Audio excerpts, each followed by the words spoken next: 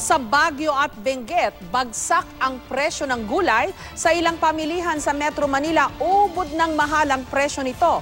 Kaya naman ang ilang mamimili dumadaing na. May report si Marisol Abduraman. Ang mahal. 20 pesos napakadami na. Ngayon tingnan nyo, tinawaran ko pa dito. Ang mahal talaga Dumadaing na ang mga mamimili sa mataas na presyo ng gulay ngayon dito sa Metro Manila. Sa Mega Q-Mart, nasa 80 pesos ang kada kilo ng repolyo na bumaba pa nga raw mula sa 100 hanggang 120 pesos kada kilo ayon sa mga nagtitinda. Ang carrots, 90 mula sa 50. Baguio beans, 80 mula sa 40. Nasa 50 to 60 pesos naman kada kilo ang patatas. Ang cauliflower ay 180. 250 naman ang broccoli. Ang pechay Baguio na nasa 30 to 50 pesos lang dati, mabibili na ngayon sa 80 pesos. Ang pipino, 60 pesos na mula sa dating presyo nito na 40. Nananatiling 180 pesos ang chicharo. Ang radish, mula 40, 60 na ngayon ang bawat kilo. Ang sayote, dumoble ang presyo na 40 pesos na kada kilo. Pero hindi lamang mga gulay galing sa Baguio at Benguet ang tumaas, kundi maging mga tinatawag na rin gulay Tagalog. Gaya ng ampalaya na 60 pesos kada kilo mula 40 hanggang 50 pesos lang. Ang talong na 25 to 30 pesos lang dati, 60 na ngayon. Iisa ang dahilan na sinasabi ng mga nagtitinda dahil sa bagyo.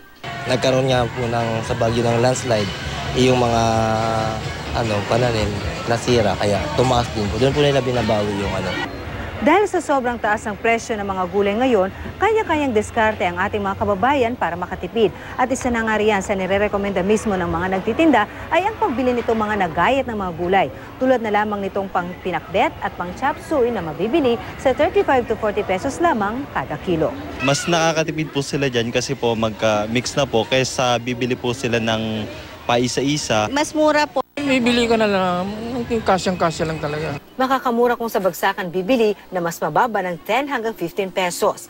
Mas mura naman ang mga nasabing gulay sa Kamuning Market.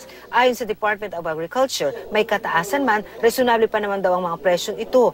Talaga raw hindi pa stable ang presyo ng mga gulay ngayon dahil nga sa bagyo. It's because of the issue nga yung mga nasalanta during the storm, yung mga standing crops nila. Pag-harvest niyan hindi na maganda ang quality. For example, sa cabbage, maraming mga waste, maraming mga pilas.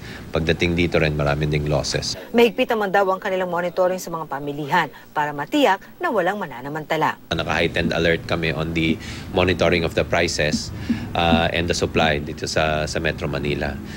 Marisol Abduraman, GMA News.